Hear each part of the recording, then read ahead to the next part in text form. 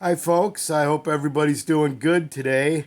I want to show you another vintage knife since I'm in the vintage knife mood after spending 24 hours with this and making some improvements on it. But I'll show you the improvements I made in a minute. There's a couple other cool things I want to let you guys know. Jay, the guy that I bought the blackjack from, left a comment in the video that I did of this knife down in the comments section on how he got it, how he bought it from Charlie Campagna. So it's a pretty cool comment if you guys want to go read it. And if you guys don't know who Charlie Campagna is, he's what people call the Tom's Choice Barlow guy. But basically, Charlie's just a down-to-earth guy that loves Barlows. Kind of a guy that I can show much respect for. And he loves Barlows that are pre-World War II, as in the Russell Barlow. And you can see the influence on the design of the Tom's Choice with the Russell Barlow. But I'm going to leave a link. There's an interview with Charlie that the ApostleP did about 4 years ago at the GEC Rendezvous, the 2016 Rendezvous.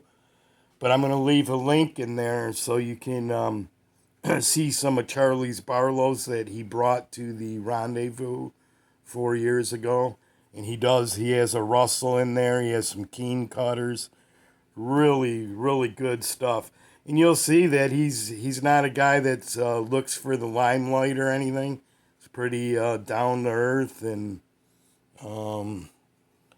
he really likes Barlows. So I mean, what else can you say? Now let's see what else. The other thing was Johnny Juke. Johnny Juke. Timbo, one of our subscribers, left a comment referring me to Johnny Juke to center blades, do blade centering. Are you watching, Pete? Because we know you got some toothpicks that are all misaligned. But I watched the video, and I'm also going to leave a link to his video. I watched the video, and I got out my tacking hammer, not camera, and gave it a whirl. And the first one I tried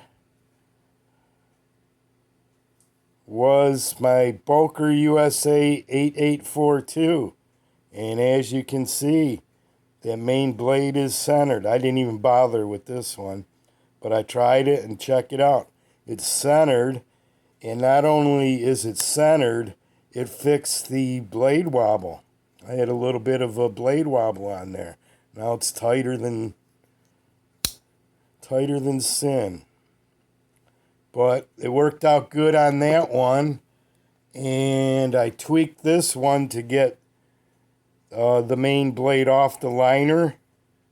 But I couldn't go full center because if you see the liner lock here, goes through the center. But the liner lock, when you pull this up, has a curve in it. It's an intended bend.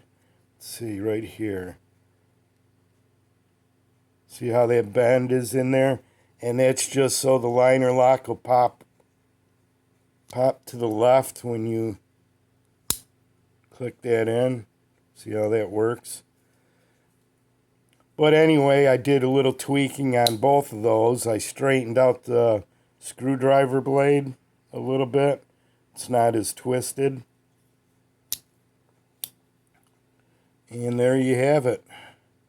One Schrade Walden electrician's knife in perfect working order.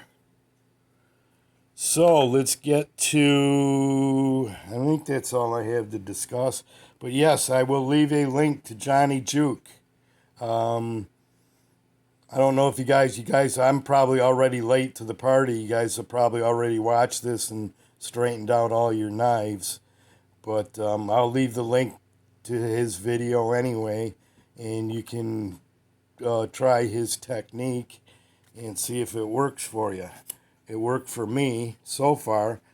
I haven't gone through a lot of my knives, but like I said, I did two of them, this one and this one, and it both worked pretty good.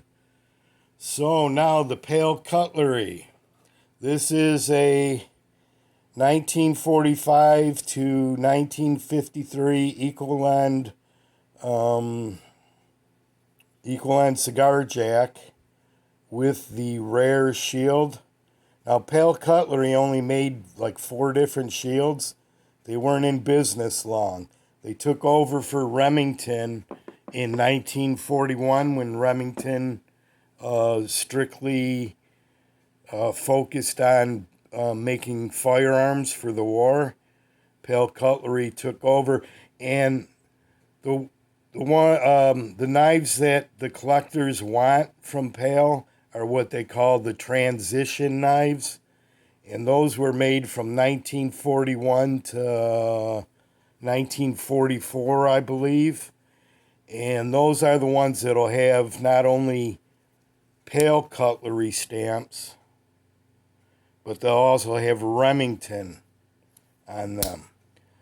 And since this only has the Pale Cutlery and the composite handles, because the Remington ones, when they used the leftover Remington parts, they had a lot of the bone covers that they used. So this one is probably a 1951, 2, or 3, right before they closed down shop.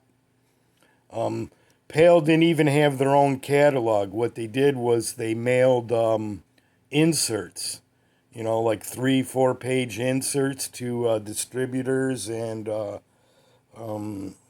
knife stores or dealers and distributors. So, but anyway, this is a beautiful knife. Either way, you can see it's got top Remington quality, because I imagine they used all Remington's equipment.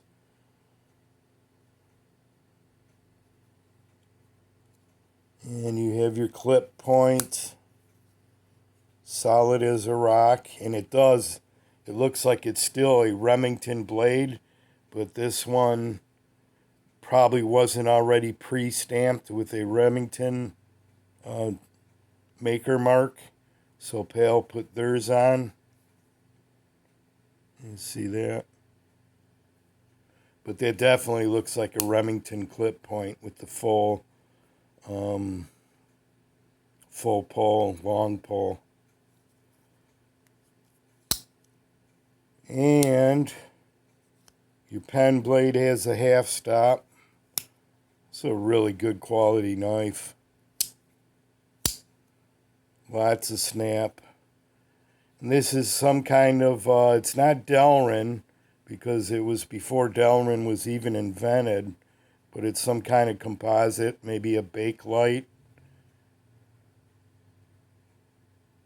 Seems like it's harder than celluloid would be. Could just be a basic plastic. But there you have it. I'm going to say a 1950 Pale equal end cigar jack. This is a fun knife to carry.